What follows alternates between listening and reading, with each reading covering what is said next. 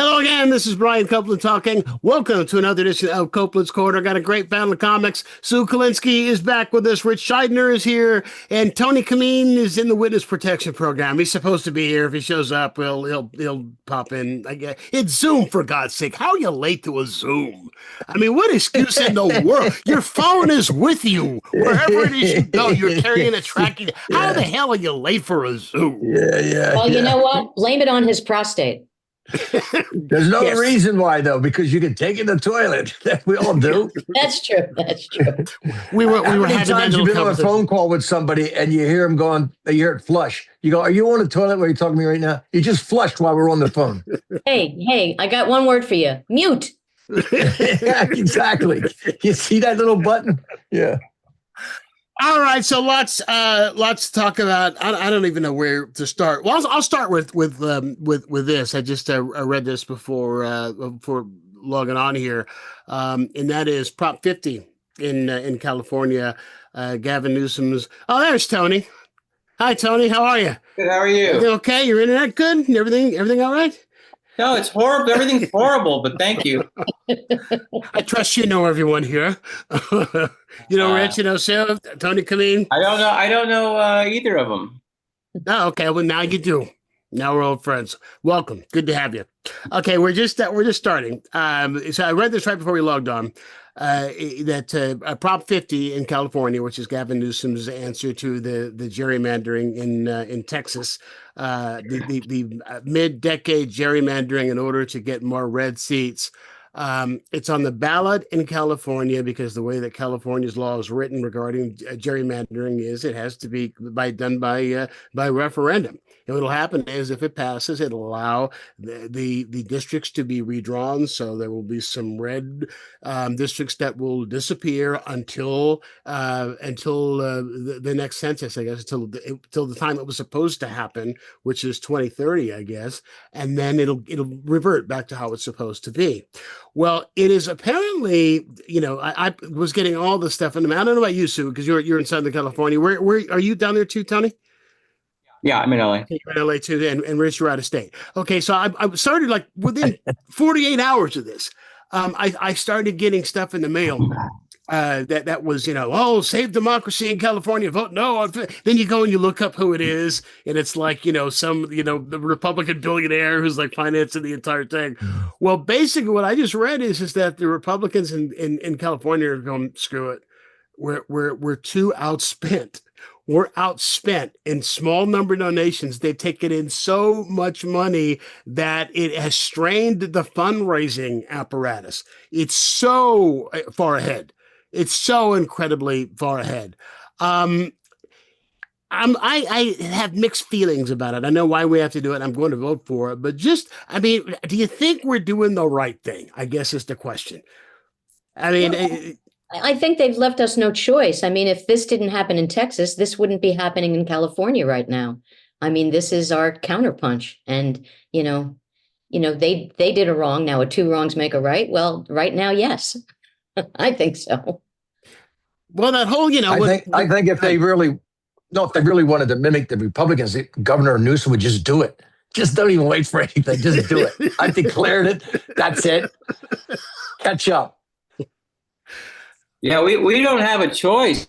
We either let them overrun us. I mean, I'm not crazy about it either, but you know, all these red states and Trump is telling these guys to do this.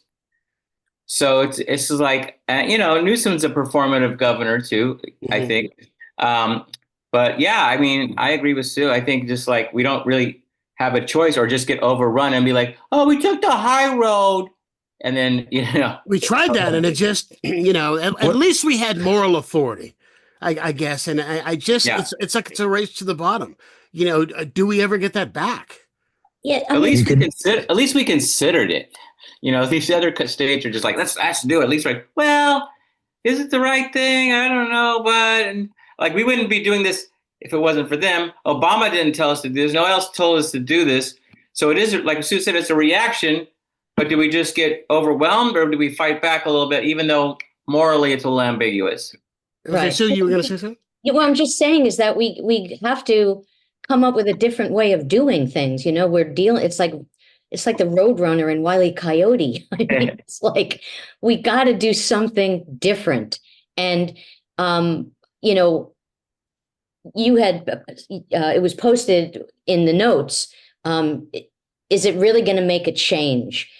And is it going to move the needle, you know, with all these rallies? And, you know, I was just out of the country, and I had a layover in Amsterdam, and I was sitting with this couple from California, and they were Democrats. And on the TV at the gate was the rally, was footage of the rallies.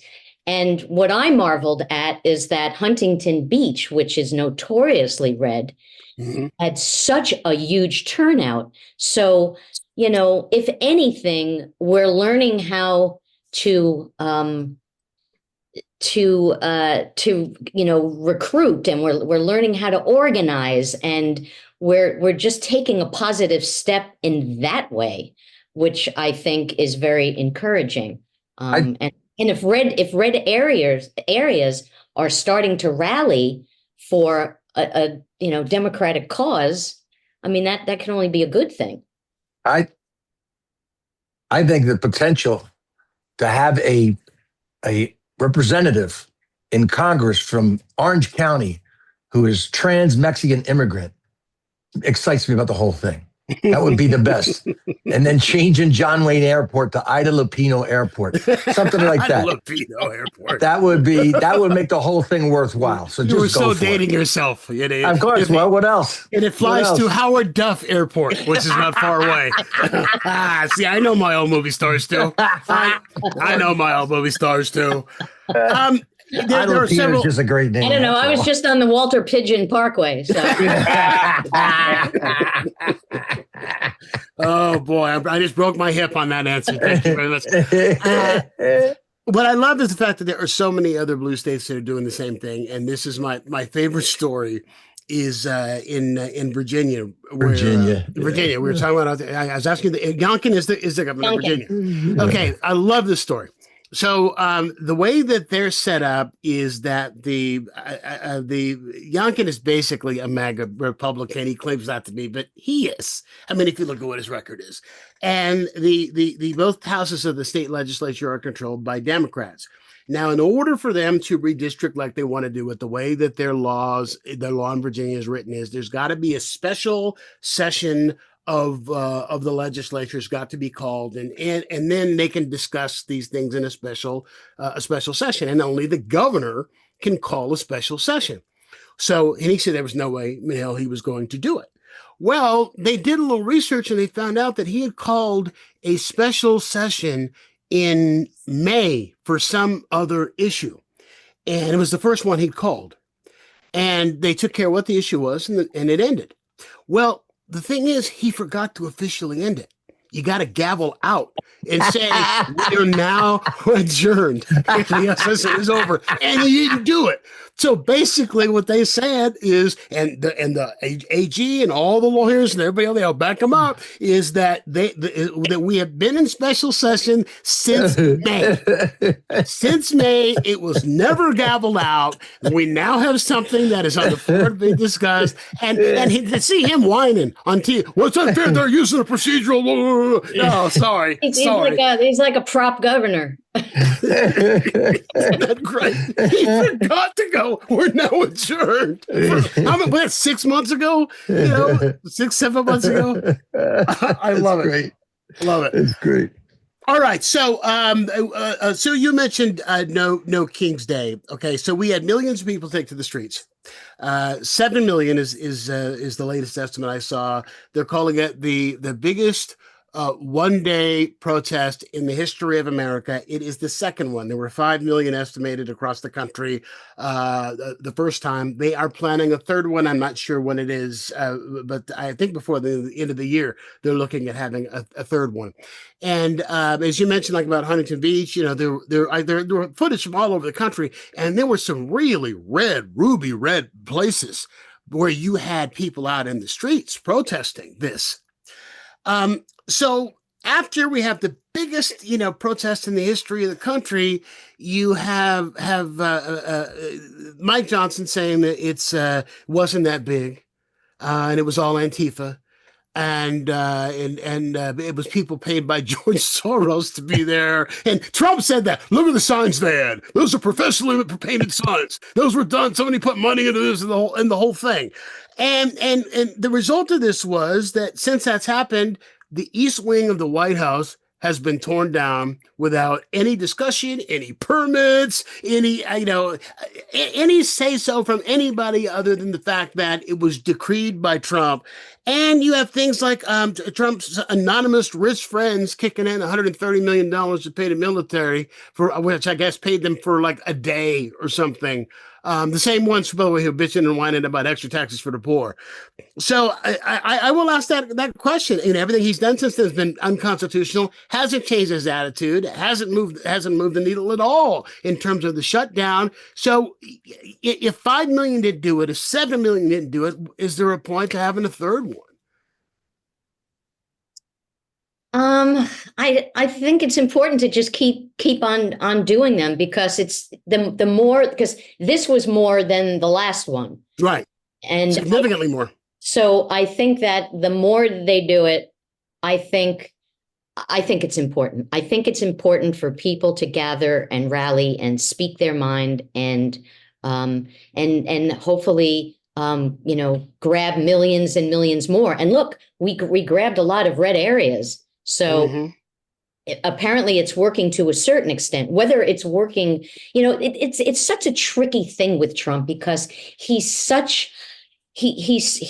slick. Everybody calls him, that he's like the second coming of the Teflon Don. I mean, he just gets away with everything. So that's why I keep, I was saying the Wile E. Coyote, Roadrunner thing is that it's like you can't. It's like you just can't beat him, and that's the frustrating thing about it. That's why, I'm kind of going off on a tangent. I just wish there was like one Republican. It's like a poker hand, 5-star card stuff. And you have an ace, and you get rid of everybody else. You get rid of all your other cards, but you have that one ace. I don't know who that one ace is in the Republican Party that could make a difference and bring people together, bring some of his party to our side of the pot. I don't know, but I think we're going to need something like that. Maybe the Republican named John Fetterman might do it. Boy, that's turned into a disappointment, hasn't it? Oh, brutal. That's turned into a disappointment. I mean, my goodness. He's the new Manchin. I was just not, well, but here's the thing too. I'll bring this in for Ritch, because this was Rich's question. And that is, the fact that we had 5 Republican senators, flip on Trump in regard to tariffs on Brazil, where we have adding a 50% tariff on Brazil, and we have a trade surplus with them, and you had Collins and Murkowski, who were they go back and forth trying to pretend like they're moderates when we know they're not. Collins and Murkowski, women would still have the right to choose in this country. Were not for Collins and Murkowski, either one of them could have stopped Brett Kavanaugh, and they didn't, because he promised them it was settled law. Yeah. So we had Collins, Murkowski, Tom Tillis, and even Mitch McConnell. And Mitch McConnell says there are several more things that are coming to the floor regarding tariffs, and he's going to vote for. So he's Democrat. First of all, Mitch McConnell, he thought it was Trump tires. He thought Trump was going to be selling tires. He tariffs. I thought it was tires. We got a plan. We got a Goodyear plan here, and we're trying to protect our jobs. He's a president, should not be in consumer goods business. But he was confused on that. And look, and Murkowski and Collins, let's be honest, that they're in Maine and Alaska, and 50% price increase on coffee. You ever try to get through an Alaskan winter without coffee? These people are mainlining this stuff. So they're all self-interest, really. That's self-interest. This is not going to be like people saying they're cracks. This is not like when the Republican leadership walked into the White House and told Nixon it was time to go. This is not it. It's all self-interest. So I don't know. I don't feel like any kind of optimism based upon these 5 going against it. I really don't. You could say there's just as many cracks on the Democratic side. There's a couple Fetterman. There's a couple cracks on that side too. So I agree with Rich. I don't think there's any real cracks. There's just some moderate who I didn't. on this side, I said there no crack. I didn't see cracks on the No, Republican that's why side. I agree. That's why I said Fetterman lives in Pennsylvania.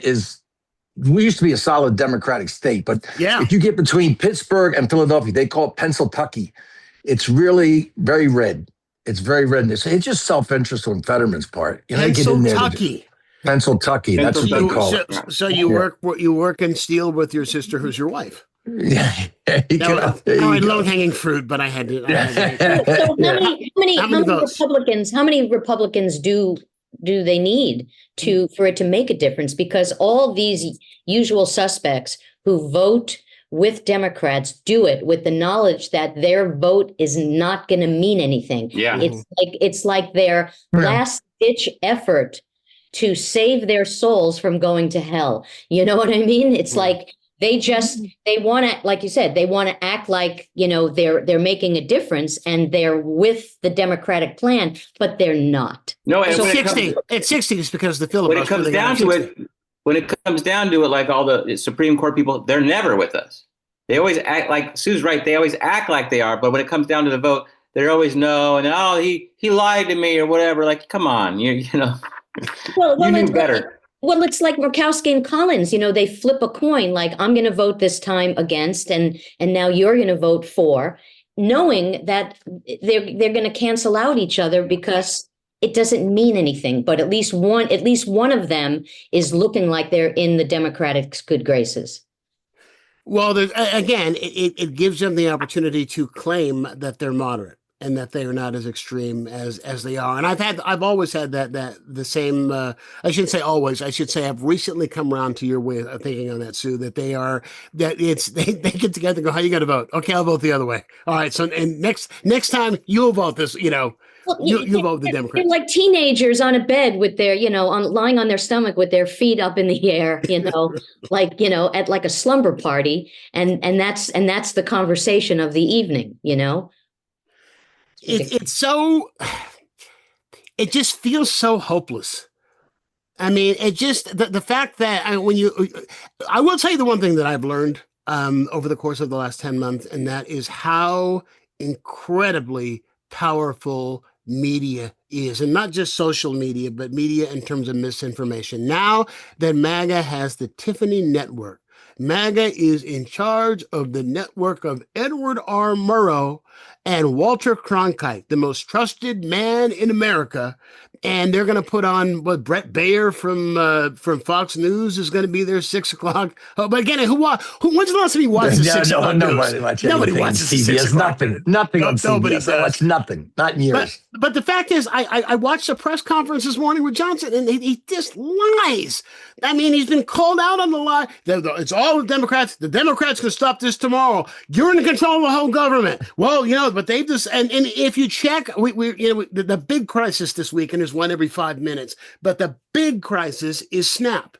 And the fact that you got 42 million Americans who, as of November 1st, are going to lose their food assistance. 20 million of them are kids.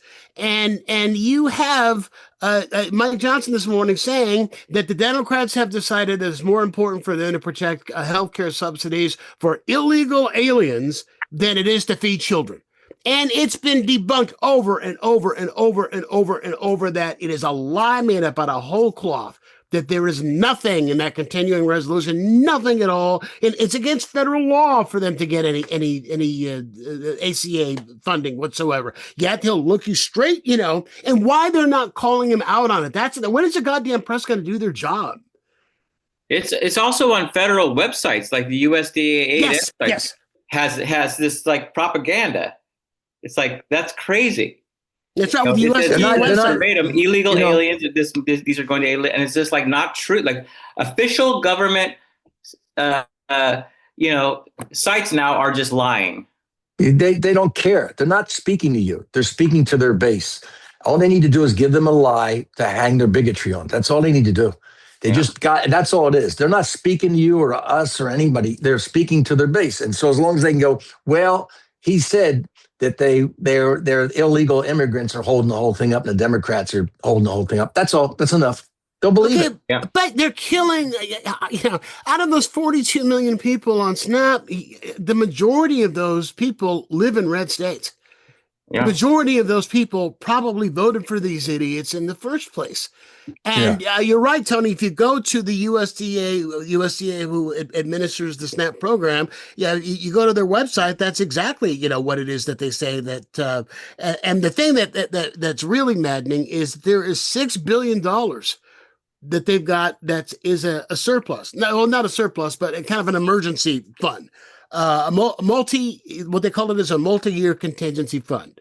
And it's there specifically for natural disasters, and it's been used before and is therefore a government shutdown. So there's no interruption whatsoever in food supply for the people who need it, for the poor and for the people who need it. And they're flat out lying, saying that the money's not there now. Now, it was there September 30th, but now that's off the website. And they're claiming it's not there. There's money for a $300 golden ballroom, $300 million golden ballroom. There's these $130 million they can find to pay the military, but there's no money for 42 million people and 20 million kids. I mean, this is like cartoon level evil? It's reverse Robin Hood. Yeah. That's the best way of putting it. Yeah, it's nothing new. It's nothing new down there. It's nothing new. Yeah. They in the Civil War, right before the Civil War started, the London Times sent their war reporter, William Howard Russell, to the South to check it out. They said, they're going to go into a civil war over there. So go down and see what's going on. He comes out 6 weeks down there and says, the rich slave owners have convinced the poor white trash to go fight a war to preserve an institution of slavery that keeps their wages low. They've done this for years. They continually do it. They know how to manipulate them, and they do it. I think the real magic that Trump has pulled he's convinced the working man or sub-working man that he's for them, and that's amazing. That's an amazing feat. And union people, all these. He's pointed the finger at the immigrant, and now he's vilified the immigrant. So anybody who, all the working class people, they're like, oh, the immigrants are the bad guy, not the rich factory owner. They've done this for many years. They convinced them that the unions are a bad thing. So they all have those right to work states, right to work till you die broke. That's what they are. Right to work states. The fact that some of these unions are bending to Trump is just crazy. Well, it's not only that. It's lawyers that are bending to him. The money that they've been giving. Lawyers, I understand, because they're fucking evil. But unions, boy, Tony jumped up on that one. Lawyers, union man. I come from a union family, and the unions were the bastion of the working man's democratic. Yes, I get your point.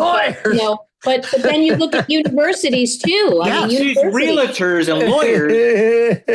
But universities, you look at how they've given them, and you look at, the media too. They could be evil also, but the money that's been paid out to him,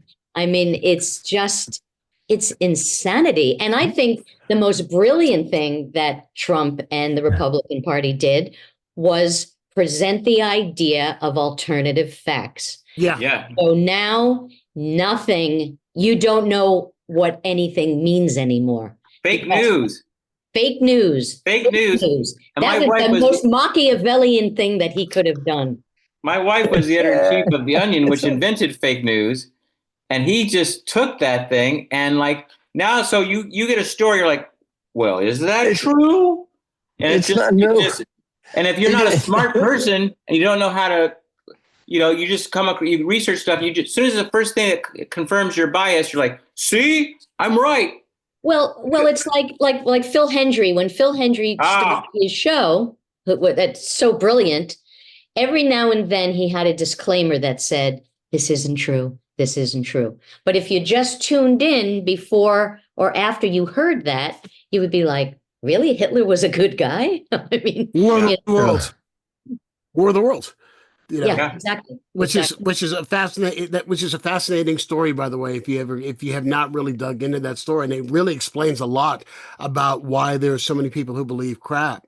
I mean, it's just it was the Mercury Theater on the air Halloween. So actually, this was anniversary this week, 1938. Orson Welles puts on them. If you ever listen to the broadcast, I can see how people who turned it on thought it was real, because what they did was they took War of the Worlds, but they made it sound like it was a contemporary broadcast where they're cutting away the music at a ballroom, and then they break in for a bulletin that there's a comet coming from Mars, and then they go back to the music, and then they have somebody out in the field and all of this kind of stuff. And it's like, but here's and people supposedly people committed suicide and everything is over this. And then you think, okay, wait a minute, this was on CBS. If they flipped over to NBC, Edgar Bergen and Charlie McCarthy were on.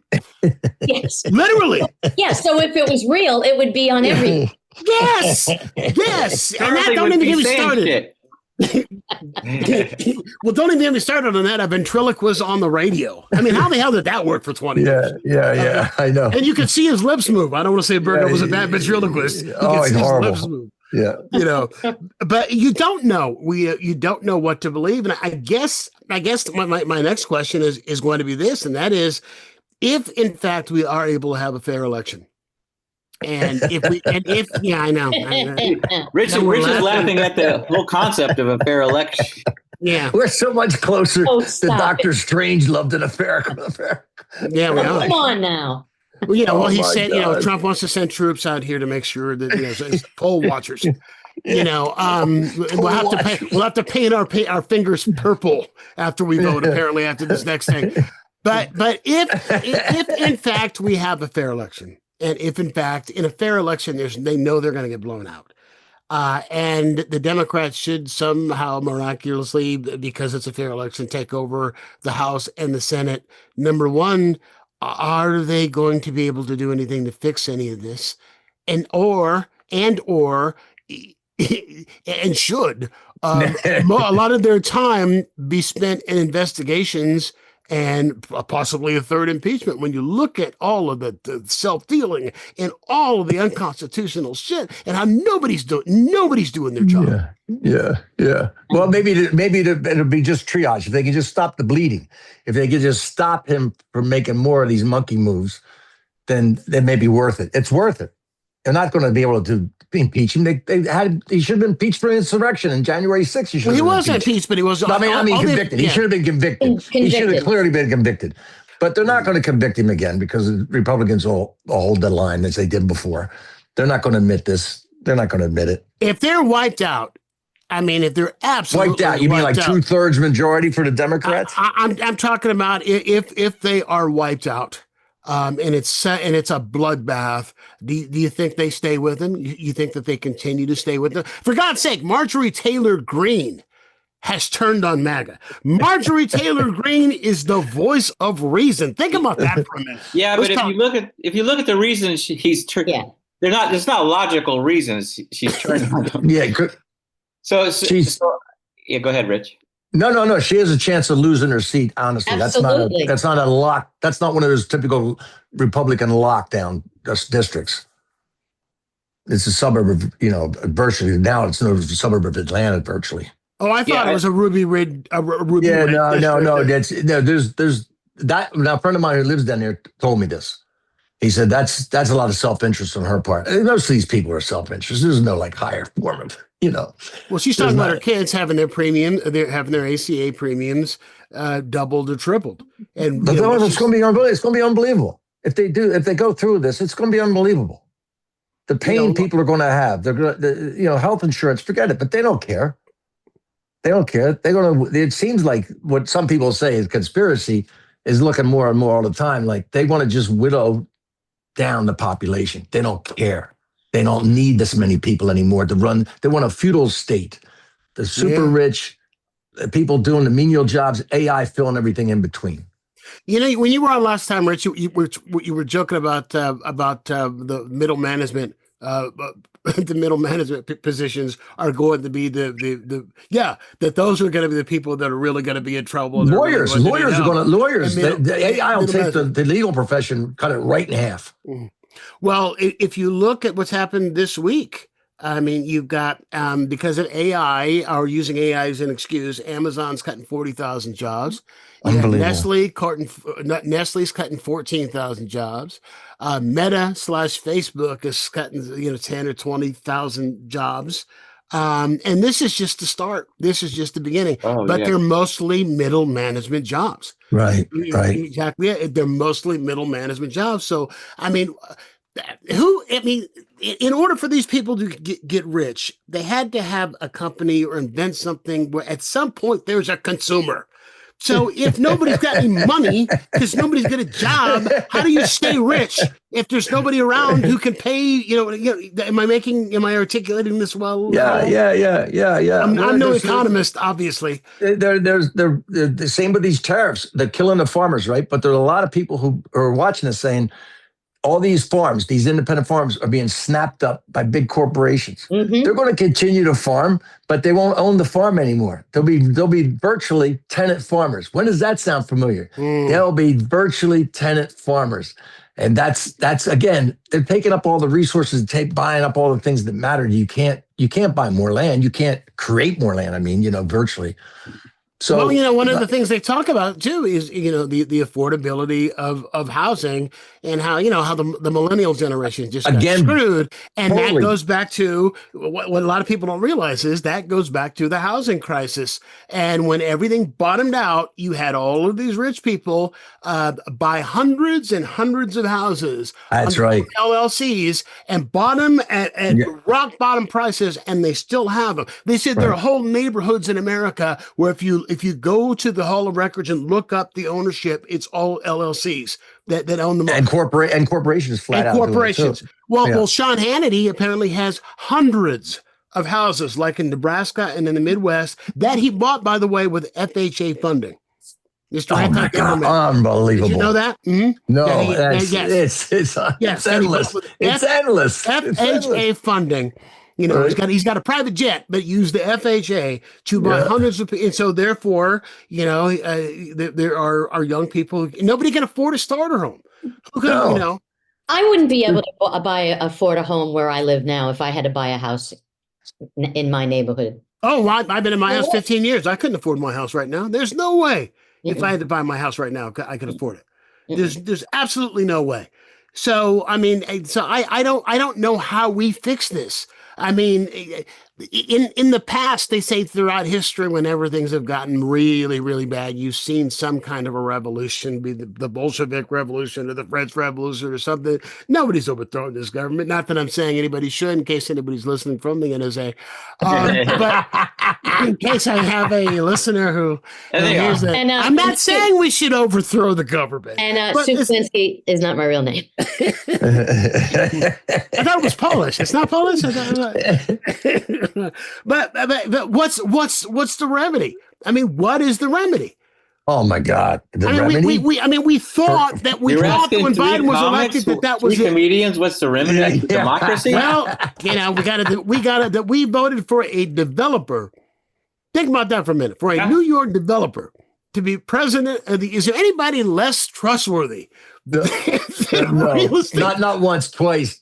No, twice. As we all know, a developer is just a big word for a contractor. We probably have all had contractors work on our homes, and they're all bad. Like 90% of them are just horrible. I blame it all on Mark Burnett.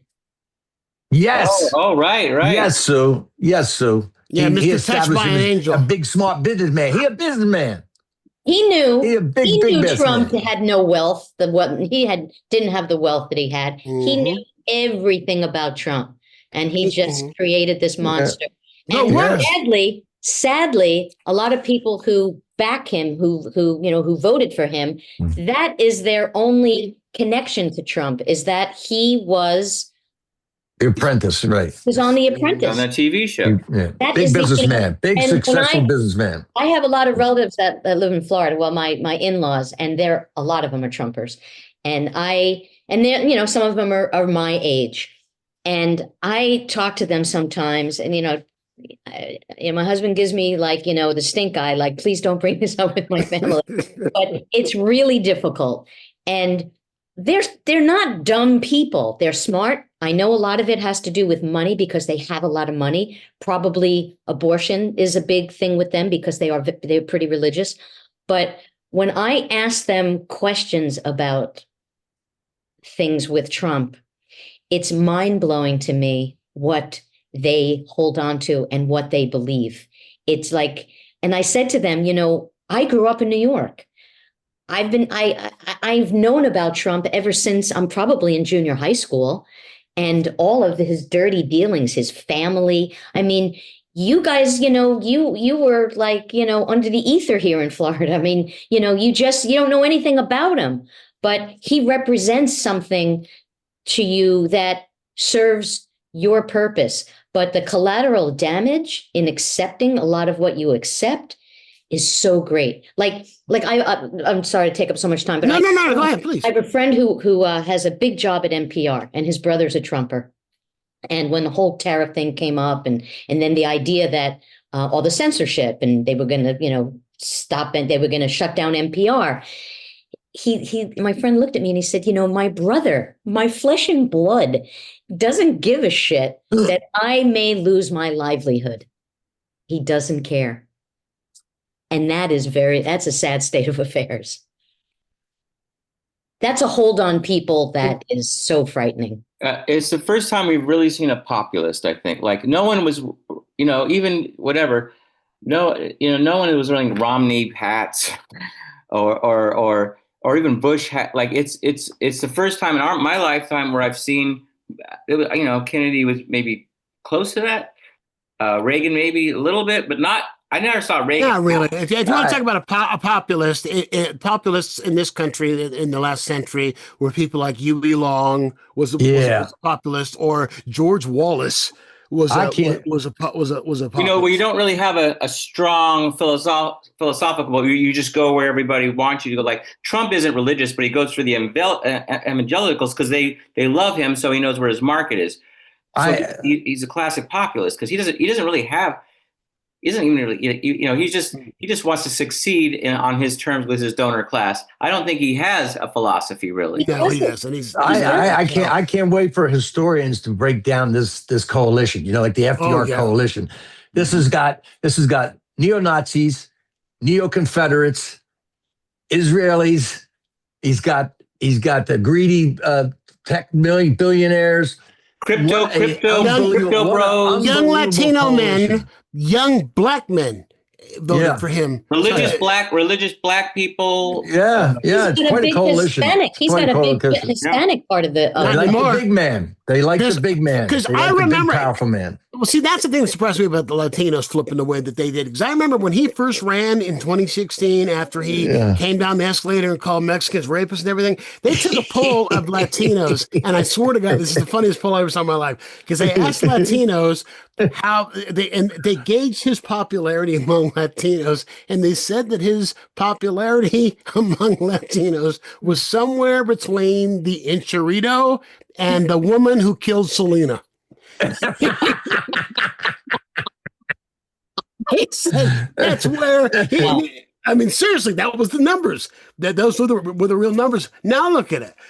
When I first started, because they thought they were here and not going to be kicked out. They didn't see what was coming. Hey, we're here. We pulled the ladder. If you want to know more and come in, that's fine with me. We're safe.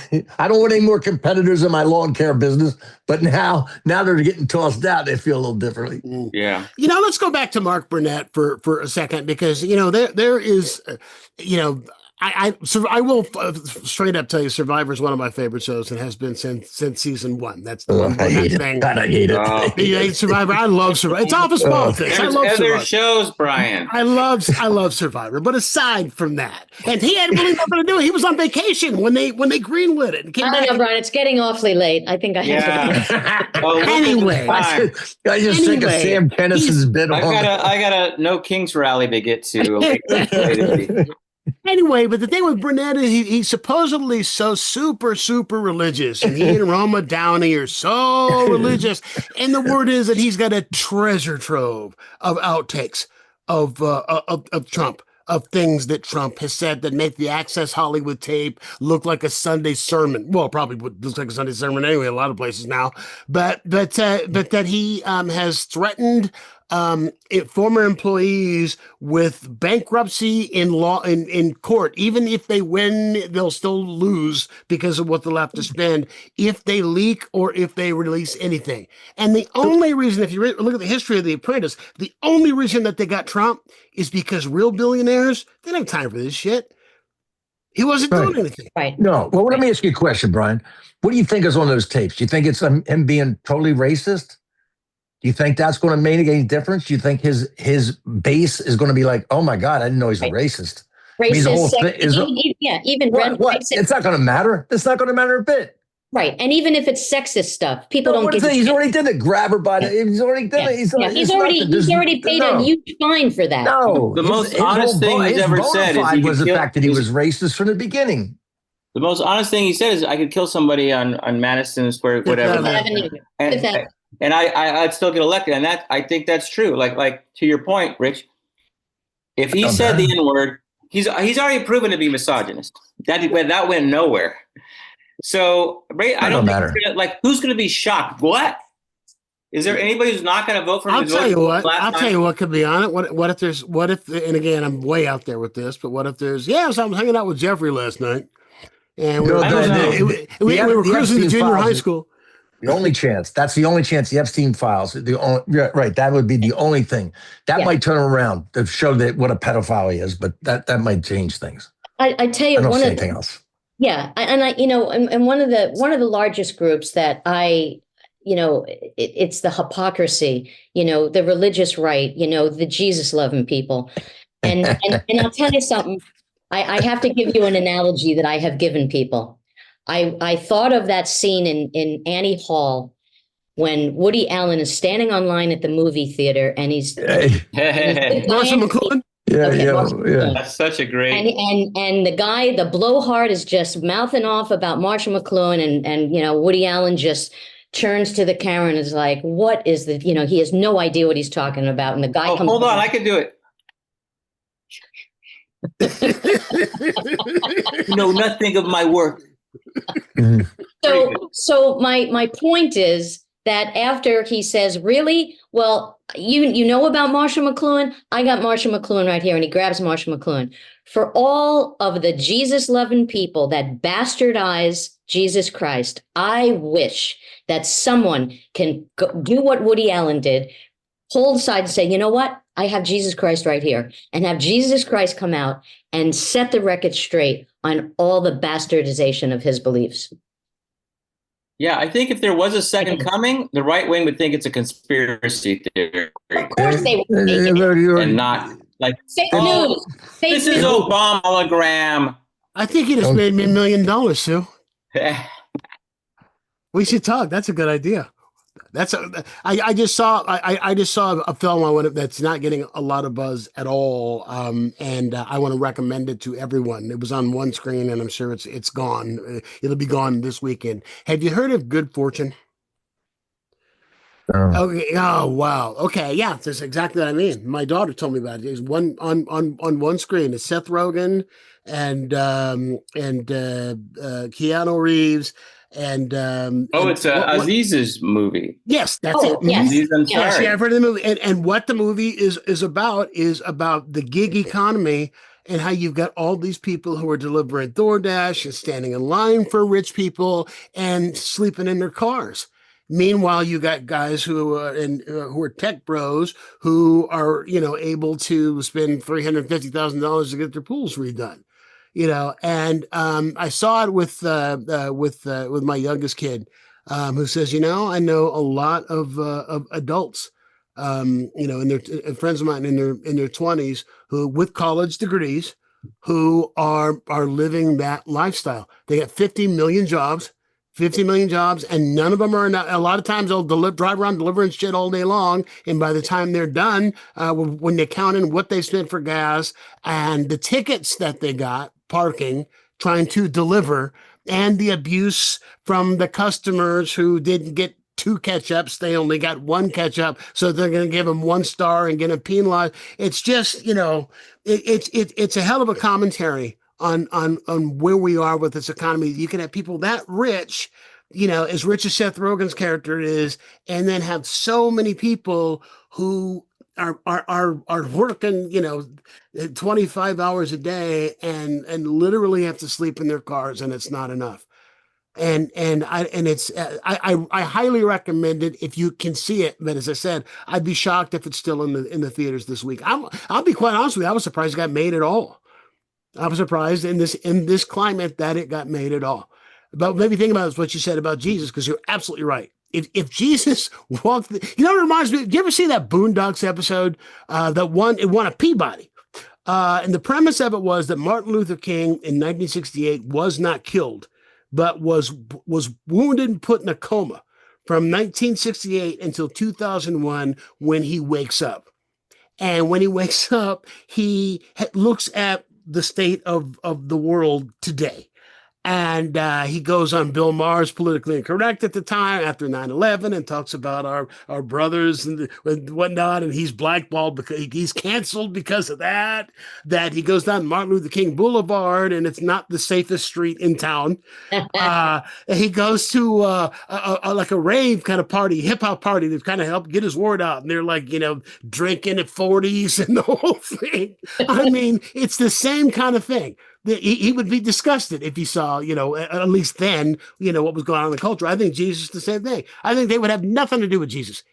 At first, they wouldn't believe. I think they'd crucify him again. That's what I think they would do. That's what I said. I think they wouldn't believe it if he came down. They would be like, no, no. Well, even every religious person, and I don't know if they probably saw the interview that he had where he was questioned about his favorite, the Old Testament or the New Testament, and what's your favorite passage, because it wasn't on Fox. And first of all, he said both, because he doesn't have one. He doesn't know. And then they said, what's your favorite passage? And he said, I think that's personal. And I was saying, he's like Pat from Saturday Night Live. Like, it's like he just gives you these answers because he's not letting you know that he doesn't know. Being there. It's being there. Being there. Exactly. It's Chauncey. Yeah. They know. Look, look at all the hoops they had to jump through to make him the chosen leader. They go, well, we know he's flawed, but he's God chose him. And once God chose him, we got to get behind him. Who said God chose him? Well, we did. We said God chose him. Now we're going to get behind him. It's a number of circular argument they have going on, but they keep it in like that. They keep it in there. That's not prosperous Christianity. There's no getting around it. Jesus would be progressive, liberal, whatever you want to call it. Everything about the poor. It's all about the poor. They ignore all that stuff. They ignore that. It's easier to get a camel to go through the eye of a needle than a rich man into heaven. Never hear a preacher quote that. Never hear a preacher quote that. Never. So let me ask you this. Are you having Thanksgiving dinner with your in-laws in Florida? No. With your religious in-laws? No? I'm going camping. I'm going on a camping trip. Really? Yes. Because I had a question for you. I have an RV, huh? I wanted you to call them out on Snap. If they're so religious, how do they justify taking food out of the mouths of children? No, the last conversation I had with them, which was political, was I actually said to my brother-in-law, I said, this is the last thing I'm going to ask you, and then we'll stop talking. I said, did you believe that the people who stormed the Capitol were tourists? I just have to know if you believe it. And he said, yes. And I said, Fran, you scare me. I love you, but you scare me. And I can't, we can't ever talk about politics again, because how could you believe? I said, when was the last time you went to a museum and you were sprayed with like bear spray? When was the last time you went to a museum and somebody was breaking in and using a flagpole as a weapon? I mean, it's just mind blowing to me. But we saw it with our own eyes in real time. How could you? What are you going to believe? Mia, your lying eyes. Brian, fake views. That's what Trump says. Fake views. Brian, I think the Snap thing, Brian, is also very, very purposeful, because what they're saying is there are private institutions that will pick up the slack for that. What they mean is the churches. So what the churches are, it's like, we're going to give you the food. You have to come in and follow what you have to do what we say. You have to follow our belief. You have to join our church, which is all right-wing stuff anyway. So down in the South, when they have them, they're driving them toward the churches by cutting off SNAP, because they're going to need the food. And the food says, oh, we have the food here for you. Come on and sit down. Be part of us. It's a win-win. Yeah.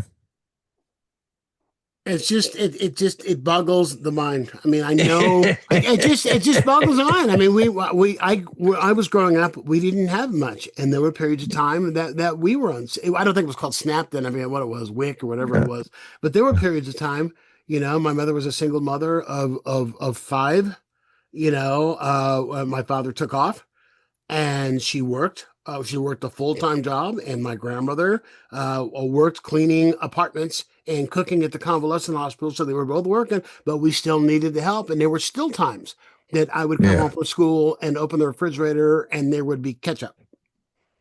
So I'm just thinking about all of the kids in this country who basically, Mike Johnson is saying that unless the Democrats will let us take away their health care, then they can't eat.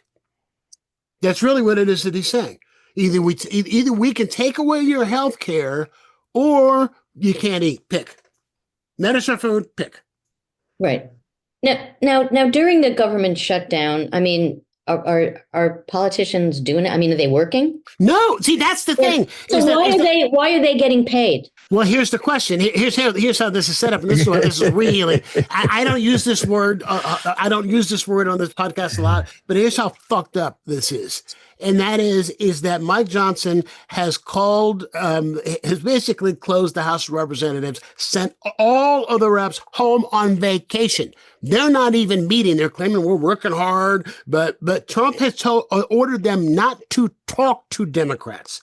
Not only not to negotiate, not to speak to them. So they're at home on vacation, being paid, and they have full medical care for life that we are paying for.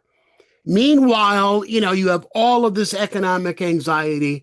But yeah, that is how it's set up. They are not even in Washington.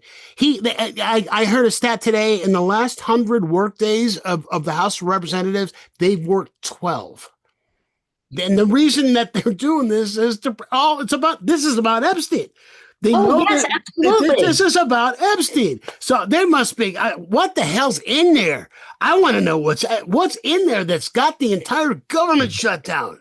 Well. Speaking of Epstein, now there are a lot of young women who know what happened, right?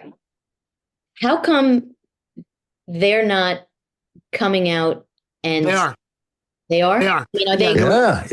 on shows? Are they on shows talking? No, there was a press conference about 2 weeks ago. One of the victims said, we've gotten together and we've decided we're going to release our own Epstein files because we were there and we can tell you who was there. We can tell you when they were there. We can tell you how many times they were there. We can tell you what they did and who they did it to. Now. Yeah, sorry. But my friend Chris Fairbanks has this great point. It's like a lot of the stuff is coming out that from the women that Epstein had an egg-shaped penis, and these girls would tease him behind his back. They'd say, "Oh, egg dick, egg dick, egg dick." Children could be so cruel. I just thought that was the best joke I ever heard. Children can be so cruel. Thank you for that contribution. Thank you for that contribution. Well, children can be so cruel. Well, we finally swerved into the dick jokes we got there. Good. For me, that's a perfect joke because it takes the power out of Epstein. Like they're calling him egg dick. Children could be so cruel. I just think that's such a funny way to put it. Like it reverses the power dynamic. You got to look at it this way: when pedophilia is a bridge too far for Marjorie Taylor Greene. When pedophilia, when that's it, when that's the straw. Well, it's funny that this conspiracy theory has turned around like a snake biting its own tail, because I don't think the Democrats were that concerned about the thing. We have a government to run, but these conspiratorial issues and this stuff, they infiltrate the Republican Party, and now they've risen to a head where it's such a big problem. And you're right. This is what's stopped. This is a big thing. I think is stopping. Obviously the new person from getting sworn in and all this stuff. Mm-hmm. Yeah, because of this conspiracy, and now it's like it's coming to roost on their side, So what's in there? That's my question. I mean, we know what's in there, don't we? I mean, is there anything that's going to come out that's going to surprise? I think there are going to be some names besides his that are going to come out that are going to surprise us. Yeah, we all know there's people on the Democratic side. I'm sure Clinton and a lot of these people. Bill Gates apparently, and who knows? Politicians. But you would think that this would be a disturbing comment to people who support him. When asked if he ever went to Epstein Island, you know what he said? No. I didn't have the privilege. The privilege. Yeah. You're kidding me. I'm not kidding you. Wow. It aired on the news during. How the hell did I miss that? That's a quote. Didn't get the privilege. Yeah, he didn't need to. They were bringing him to him. Yeah, he was grandfathered in, man. I mean, grandfathered in, literally. The young woman who committed suicide, whose book came out this week, and actually I just ordered it on Audible, and it's kind of like I'm kind of stealing myself because it's Virginia Guthrie, right? Virginia Guthrie, Guthrie. Thank you. I just ordered the book on Audible, and it's one of those books that I know I really need to read, which is why I got it. But it's just the thought of it makes me sick. You know what I mean? It's going to be one of those reads that I'm just going to, after every session with it, I'm going to want to take a shower. It's just that there's just some, but I feel it's my duty. If I'm going to talk this shit, I need to know what it is I'm talking about. No, Brian, you mentioned that they were going to get together and put out their own Epstein list. Yeah, wasn't that a couple of months ago they said that? No, that was a few weeks ago. Was it a few weeks ago? At least there may have been something a couple months ago, but there was a press conference. Oh, do you think there's a lot of fear involved with this? Like, of course there is. Right. Yeah. I'm gonna share something with you. Because people talk about the fear of being a woman and then afraid to talk. When I was in my early 20s, I had a job at this optical. It was kind of like a optical factory, an eyeglass optical factory, kind of. And I really needed the job. And the guy ran the job. It was kind of Trumpish, it was he, his wife, and his son and his daughter. And he was a heavy set guy who could be, he was very charismatic. And we developed kind of a fun relationship just because I was a smoker at the time and I bit my nails. And he got me in his good graces he bet me that I couldn't stop biting my nails and I couldn't stop smoking. And if I did, he would give me a raise for each one that I would stop. And I did. And sometimes he got a little too close to you, I mean, they were all young women that worked there. And one day he said, come downstairs. I guess that's where they had like boxes of lenses. And he wanted me to come downstairs and to show me the lens. I don't know. And I just, yeah, okay. And he came real close to me and tried to kiss me. And he he rubbed up against my chest. And I was like mortified. I was like, and scared. And I came up the stairs. And when I came up the stairs, his wife and his son and his daughter just happened to be there. And they kind of gave me a look like there's something wrong with me, kind of. Or maybe they knew that their father and their husband knew that this was his thing, and I was just like the next victim. But they looked at me like, yeah, you're just like all the rest, kind of, And I never said anything to anybody. I never did because I needed the job and it never went further than that. But after, maybe another month, it became so uncomfortable that I quit.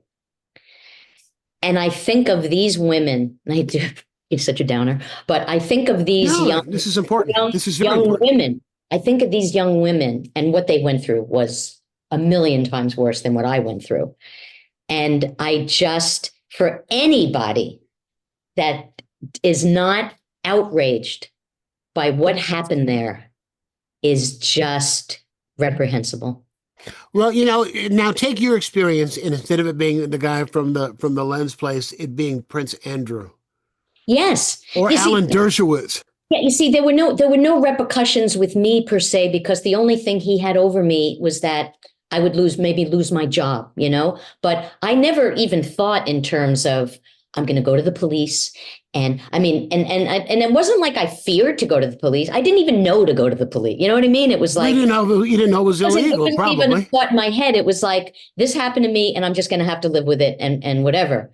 But these women, you talk about fear, you know, and I kind of liken it to, you know, the Puff Daddy thing, to go off on a tangent, because a lot of young women who were victims with him, he actually full out threatened their families. You know, I'm going to get your parents, I'm going to get your siblings, I'm going to get your cousins. I mean, he threatened everybody. So for me, I didn't feel like my life was threatened, but these women, it's a whole nother ballgame, you know? Yeah. Yeah, because you have the most powerful people in the world. These are the most, you know, the most powerful people in the world. So you can't say any, you know, it's like, yeah. See, this is what we've had a lot of speechless moments on this podcast, because this is how screwed up the world is. We're commenting, there are moments when it's like it's disheartening.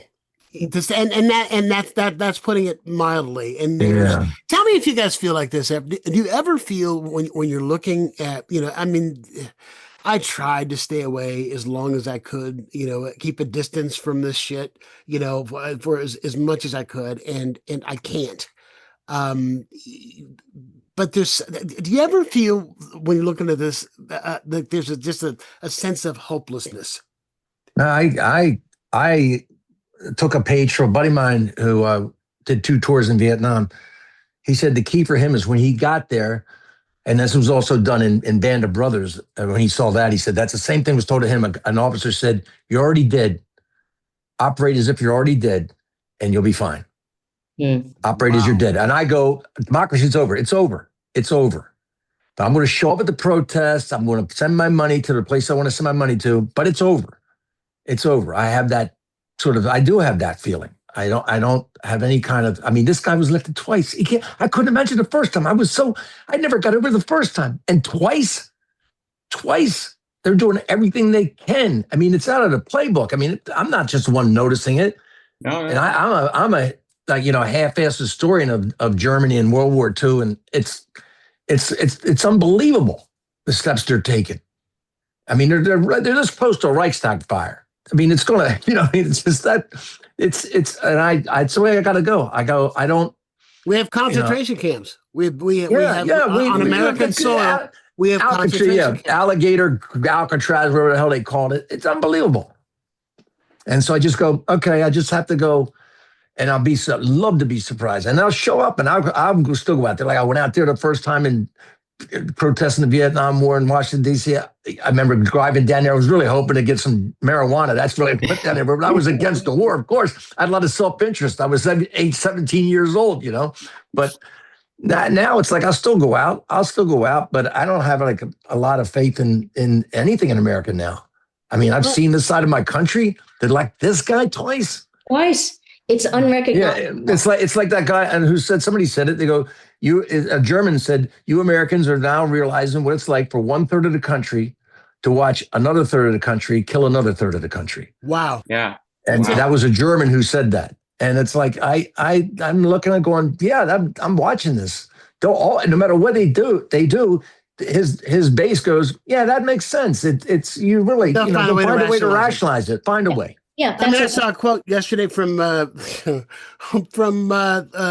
Schneider defending. Oh, Jesus Christ! defending the destruction of the East Wing, and he said, "You know that was just an addition. That it was not part of the original White House. That FDR had that built." Oh, okay. Well then. Yeah. Well then. And I love these comparisons to what other presidents did. Like they were saying that Obama built a basketball court. Yes. He did not build a basketball court. He painted put some lines on it, and he put a net. Yeah. He kept On a tennis the court, exact yeah. structure and made it vote.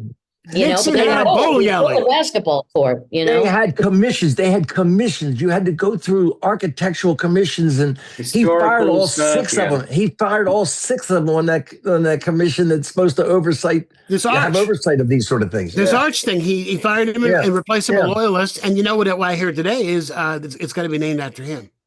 Just like the ballroom is going to The be ballroom, named after yeah. him. The ballroom. And it's Golden also cheap ballroom. and cheap. You know, we mocked like the Hussein palaces when we invaded Iraq, right? Mhm. Look at ours now. He's turning it into like He's one going of to the have Saddam gold Hussein ago. toilets. He's going to Yeah, have gold yeah. toilets. Everything. He's a president that has merch. I mean, He only has the merch room. You're he right. has He does. have you ever gone to his website? Have No. you ever gone to that website? It's Yeah. he's got like slippers and robes and They sell everything. fish, The watches. like dinner, like fine china. He has a crypto. Does he have his own crypto? Has his own They made crypto. billions off of that. Billions. can't That's believe why he it. This pardoned is the like- crypto king. Nobody's On the ever right. Pardon enriched the himself crypto. off that Yep. office in the history of this Right. nation. Like that. No. Let me ask you to sort of shift gears here for a second. This was sent to me by a friend of mine, and it's it looks like it's a Facebook post. Do you know a comic named Steve Hofstetter? I don't know. Yes, Him. Yeah, I do. I do. Okay. Here's what Steve Hofstetter posted. I'm told this is 2 or 3 days ago. Tell me if you know anything about this situation at all. To the craven comedians, he put comedians in quotes, who are stills in caps, to the craven comedians who are still not speaking up right now. The manager at the Chicago Laugh Factory was arrested by ICE. Yeah. They filed Yeah. no charges. He's a U.S. citizen, and his family doesn't know where he is. They are coming Yeah. for all of us. Grow a fucking spine and say something while you still can. So The manager tried to protect his workers there at the club. He was got him on obstructing or something. Yes. Getting in the way. Yeah. But still, the fact that is there's actually no jurisprudence there. The system is failing. How has he not been able to have access to an attorney or anything? So is he still in custody, or is he? Or do you know? I when you sent me this morning, I checked it. There's still what I've Googled. There's still they don't know where he is. Yeah, he shut the car door on an ICE agent's leg or something like that. Yeah. Oh, that's what it is. So they he assaulted an ICE agent. Is that what they it got is? him on like assault and then also impeding Of a federal agent. All right. So here's my second question I've got in relation to this. I have got this solo show that I do. I started in 2019 and thought I was done, and called Great American Shit Show, and it's a series of monologues on life in the age of Trump. And I did it in 2019, and then the shutdown came, and I thought I was done when Biden won, and then he ran again, so I brought it back, and thought I was done, that Kamala was going to win, and then I brought it back again on Inauguration Day, and the plan was to do it once a month until as long as he's in office, and it's 3 set monologues and one that's a moving target based on here's the latest crap he's pulled. So everywhere the show goes, it sells out, but I'm having trouble getting theaters to let me either produce it or to book it now, suddenly over the last couple of months. And there's one in particular I went to, about 6 months ago, sold it out to the rafters. We're setting up another date. Oh, well, wait, we got to check. We have other productions. We don't have any time for it this year. Wow. Well, we can fit in your Christmas show if you want to do your Christmas show. And then there's another one that said that it was booked and advertised. And they came out and they said, yeah, we've got a couple of MAGA members on our board. They're all 501c3 nonprofit theaters. And they said we can't do it. So I'm curious. It's been a while since I've done a club set. I mean, I've done sets at festivals and things like shows I produce and things like that. Are you noticing any? Because the implication to this missive I just read is that we are being silenced, that the arts are being silenced, the comics are being silenced. Are you noticing any difference in terms of I've heard comics tell me that, when we were coming up, it was don't say fuck. Don't say, now it's don't say that and don't talk politics. There are actually clubs saying, do not talk about politics on stage. Now, if you want to tell me not to cuss, that's okay. That's fine. You want to tell me to work clean. But to tell me about my content, the audience will tell me if they're not buying my content and I can pivot. But are you guys seeing that? Is there any kind of blowback? It seems like you got comics and you got venues that are running scared. Yeah. Yeah. I do this show in the history of stand-up comedy. Yeah. So there's very little politics in it, but there's the one thing with Will Rogers. So I was here in North Carolina. I did this show. They hired me to do this show, a couple hundred people. So I go, Will Rogers, right? 1920s, did jokes about Democrats and Republicans. Everybody laughed because it was the roaring 20s and everybody was making so much money. The pie was big enough for everybody.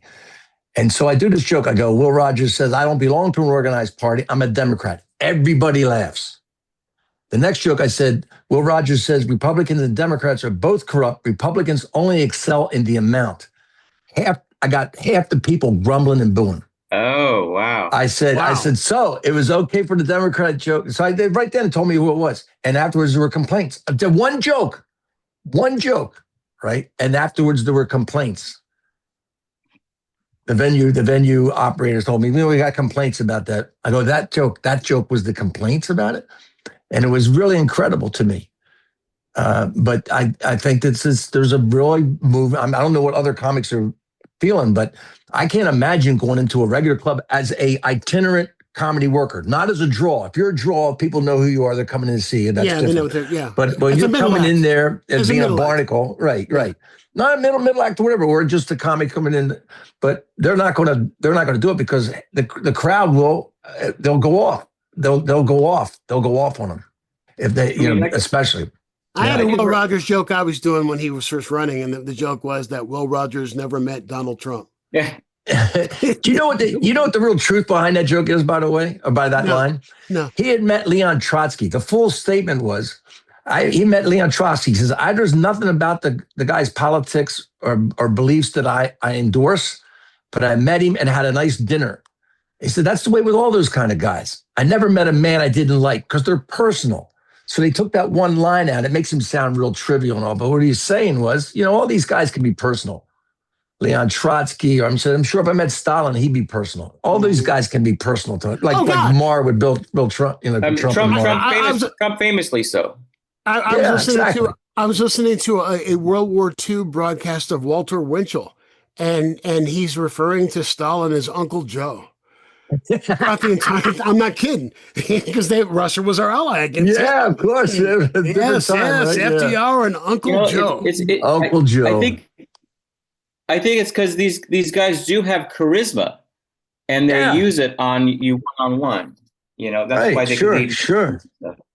They could charm you. If they could charm a nation, they can charm you. There you go.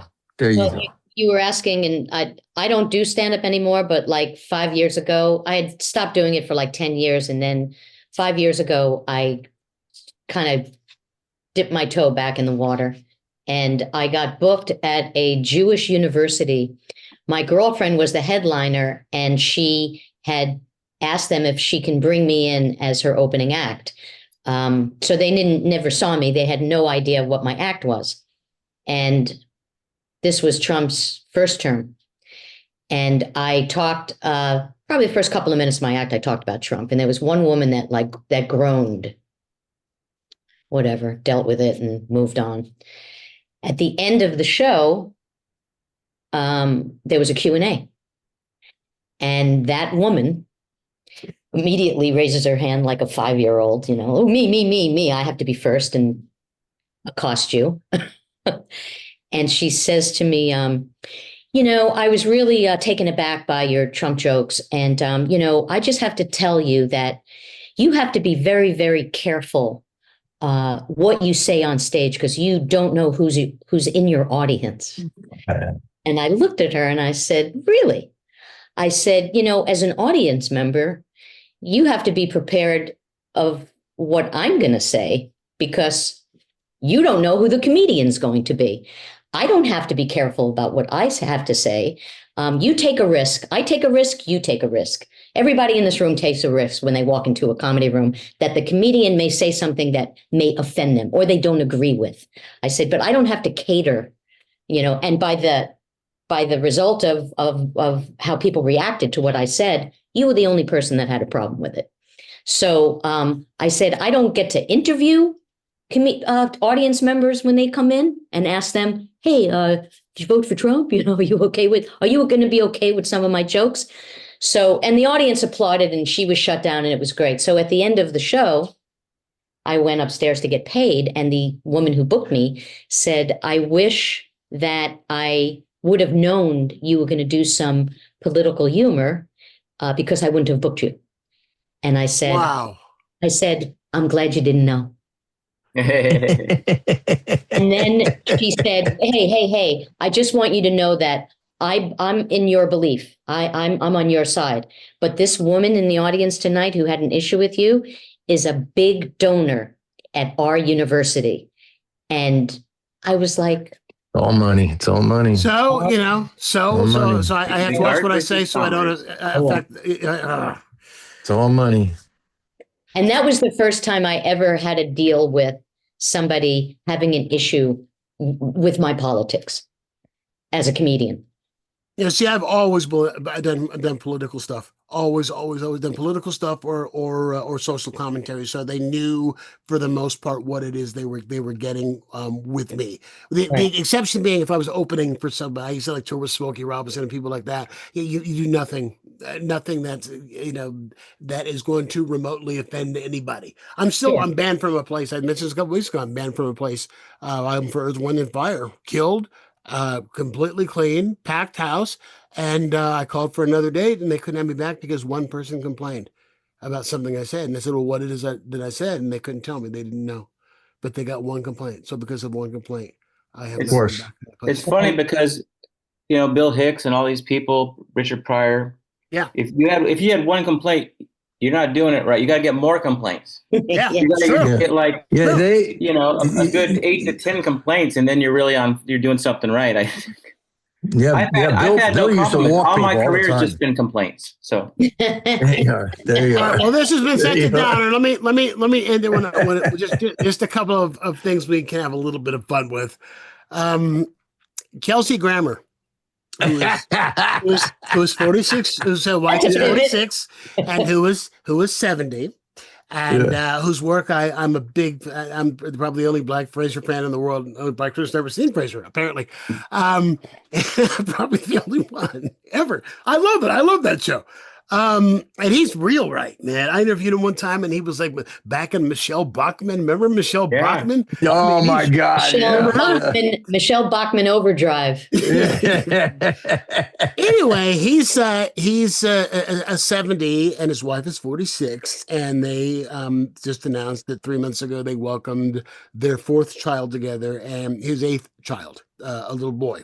So he's 70 years old. And, and he's worth, I've read in Forbes like $400 or $500 million. He's been very successful with his production company and the like.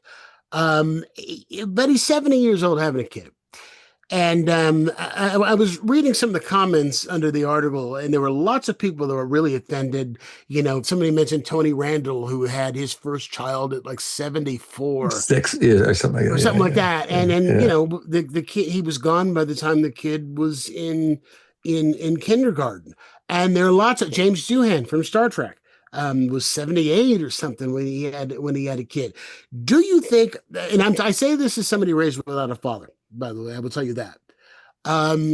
Do you think that there's anything wrong with a man of an age, advanced years, a senior citizen, having a child in your 70s, 60s, 70s, 80s, whatever? Is there anything inherently wrong with it? Do you think that it is unfair? Well, this kid was lucky because obviously, as you just said, Kelsey Grammer has enough money for therapy for all of his kids. And I think that's the key because they're not going to know the guy. So they can go to therapy and get all worked out. They'll have good nannies. Yeah, that's it. How many people you think had like these guys with 8 kids that had no money? Then they're just squabbling in a trailer. Okay, so it's okay. Well, I can't wait for him to blame his autistic kid on vaccines. Yeah, that's exactly right, because that is those bent old man sperm are causing it. Mhm. You know, Uncle Dirty. I don't know if you remember him. Like Sue does. I know Sue remembers Uncle Dirty. He was, I think, in his early 50s, and his girlfriend was pregnant with their child and became Carlin. And his joke was, by the time she's old enough to hate me, I'll be dead. So, But see, here's the thing with him being 70, though, you know that's got to be IVF. I mean, I got to assume that No, this it was. isn't. Well, I don't know. they got to be, because those sperm ain't swimming no more. They're off to the But side then of the again, pool. Chaplin had kids. Chaplin little- had kids in his 60s and 70s, and it was no idea. Anthony Quinn had a kid when he was 80. Yeah, they got to get little floaties for those sperm to get up there. So I look at it, what they have in common is that they'll both be in diapers at the same time. Yeah. Yeah. You know what? Part of me is like, good for them. I can't even, I can barely walk up the steps, and these guys are having kids still? Jeez. Yeah. It's just like, where do they find the energy? Yeah. Yeah, you just said they find it in nannies and gardeners. Everybody else will be doing everything. Viagra. Yeah. Drugs. He'll see them on their birthdays. I view them on their birthdays. I meet them then. I read an article about not too long ago somewhere about how there are a lot of women of a certain age who are really pissed off about Viagra. I mean, the women in their 50s and 60s who are really, really pissed off. Yeah, because the fact that they thought they'd be done. They thought it was over. They don't like sex. That's not what I mean. No. What I mean was, it's but I go away where you're going. Yeah. Over. I don't have to do this anymore. Yeah. Wrong again. No. It shows you who's in charge of the medical field when we still have cancer, but no boners have been cured. No, got that problem out of the way. No, it's it.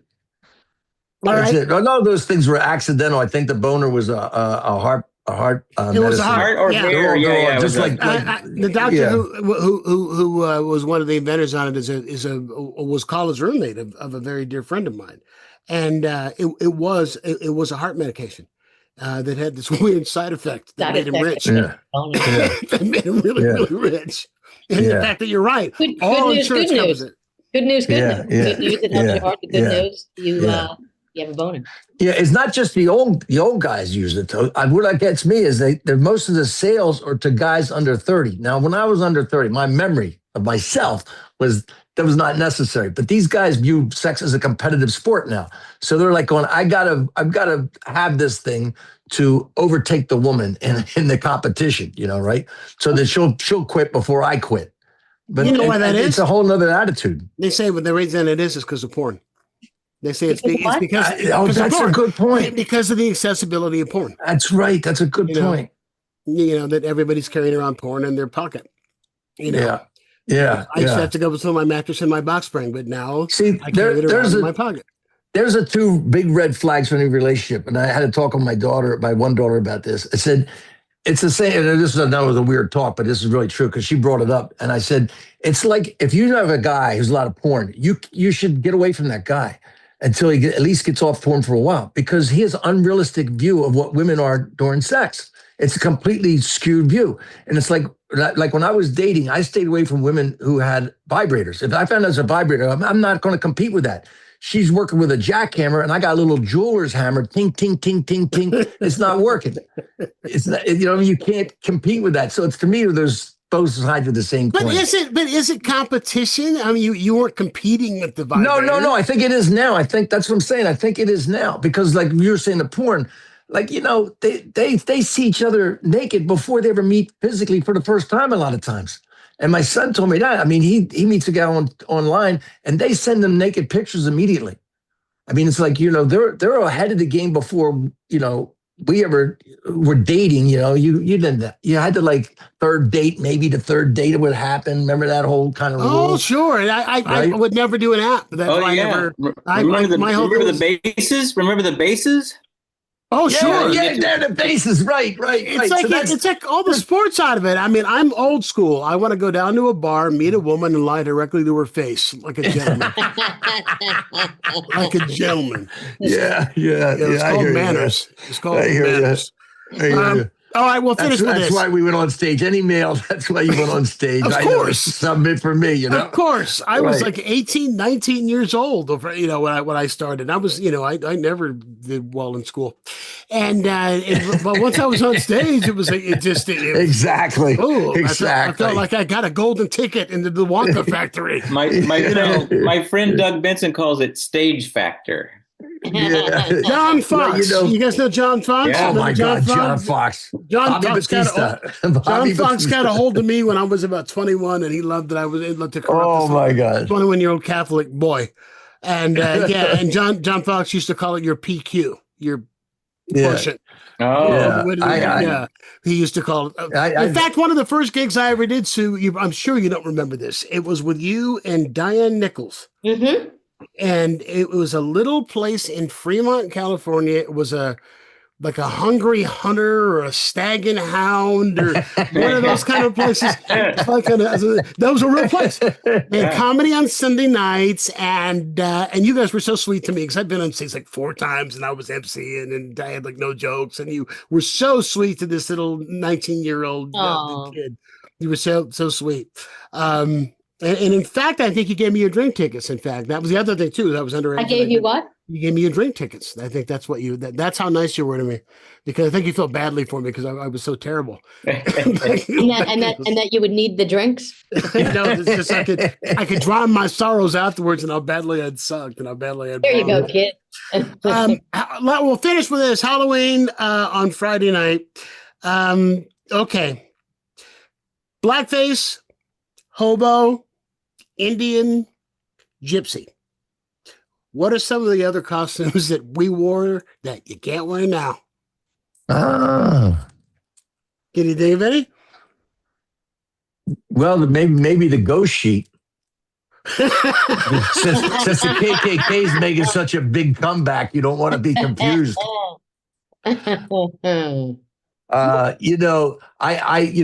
whole thing with being Halloween, you see people like cosplay, they call it now, or their fantasies, cosplay. So I saw this is like a year up here, went to a party last year, and this gal shows up, and she's got it's a bondage and leather thing, just a couple of straps covering her breasts, right, and the crotch, it's just straps, right, and she's got a mask of Gollum from Lord of the Rings, got a Gollum mask, and she's really coming up to people going, would you like to see my precious? Would you like to see my precious? And and I turned to my wife and said, I don't think one night's going to be enough for her. I don't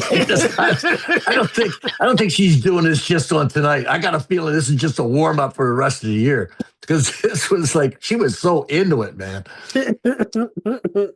Nerd adults love Halloween. It's the nerd adult is their favorite. Oh, I love Halloween, They can and swingers and people who are into it. It's a big sex night for certain factions of society. Yeah, back when I lived in San Francisco years ago, I hooked up with a girl at a Halloween party, and I never saw her face because we both had these costumes. Remember the exotic erotic ball? Not until did you see it afterwards? The exotic erotic Halloween ball. Yeah, Perry Kurtz was the MC for that for years. Whoa! Tony? Did you see her afterward? Yeah. She took off the thing, we took off, but I was like, I took a risk. We both took a kind of a gamble here. She was a witch, and I had a thing on. I was this giant, the weird goblin thing, and it was just like, we didn't even know what each other looked like. Wow. Yeah. That's taking advantage of the holiday. That's excellent. Yeah. That's excellent. That's what the holiday should be for. For adults, yeah. I love that. Yeah, I love that. Yeah, for adults, of course. Yeah. Well, that is a nice way to end what's been a really depressing hour. Brian, always fun, and congratulations on you getting in the Hall of Fame. Thank you. That's awesome. Oh, thank you. Yeah, I was inducted into the Bay Area Radio Hall of Fame a couple of weeks ago. Fantastic! Congratulations. Oh, thank you. Yeah, I'm honored. I'm really very honored. Cool. But somebody said something that was really depressing, because it's a bunch of Bay Area broadcasters and folks who've been around for years and years and years, and they said we're basically celebrating our careers working at the buggy whip factory. Oh my God! Isn't that depressing? Because of, Tesla has taken AM radios out of cars. and they are now prepared to take FM radios out of cars too. They don't want AM or FM in cars, and they So just be serious. Is that it? Just or to be I like, guess Trump probably said Tesla playlist even or something, or whatever. or yeah, something like that, or whatever. And but the Republicans are trying real hard for AM because I mean that's where they get a lot of their followers. yeah. It's Yeah, angry. yeah. It's angry white men bitching on AM, and if they lose that, and you don't need it for sports anymore. Even though my oldest son is a sports talk show host in the Bay Area, but he was talking about how all the teams all have their own app. And you can listen to all the play-by-play, over the internet. So, I mean, so is it, it's just depressing that, I mean, I was one of those kids, probably like you, who at night had slept with with the covers over my head and the little plastic earpiece in one ear. Or sat next to the radio with my cassette recorder waiting for the DJ to shut up so my favorite song could start. Oh yeah, and I could play it. Yeah, I told you it's gotten close to Dr. Strangelove in the White House. Mr. President, we cannot allow an AM radio gap. We must have AM radio.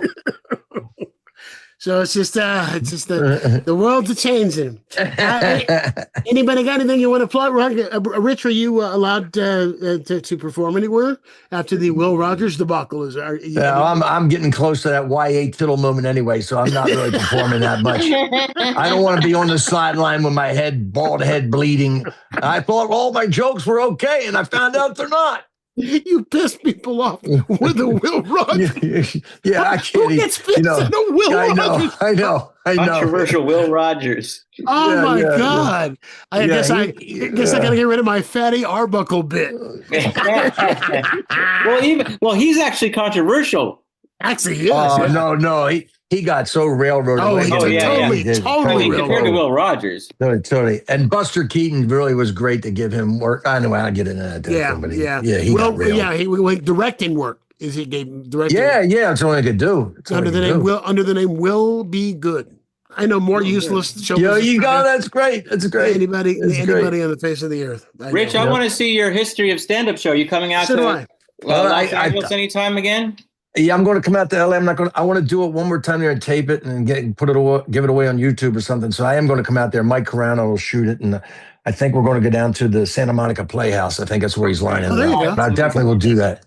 Definitely want to do it. You going to come back up north again? You were at. I know. I was set up with the Throckmorton, and they bailed. They called me like 2 weeks before I was going to go in there, and they just said we haven't been doing any advertisers, no tickets sold. So I said okay. I mean, look, I know there are literally tens of people around the country want to see this show. I have no illusions about it. I think the Will Rogers story got to Miranda. I think that's what happened, and you're being censored. I think that's exactly it. And God forbid you throw a Wiley Post reference in there. Well, I can say that it's a tremendous show. It's wonderful. I look forward to seeing it. Let me know when you come to LA. I'll go. I will, Tony. I will. I'll let you know. Thank you. Tony, anything you want to plug?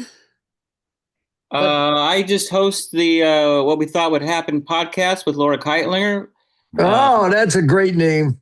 Oh yeah, and we've been doing it for about 6 months. I'm a new co-host, and it's just been great. So that's out on YouTube and on Apple, and she's the best. And I'm just sitting next to her every week.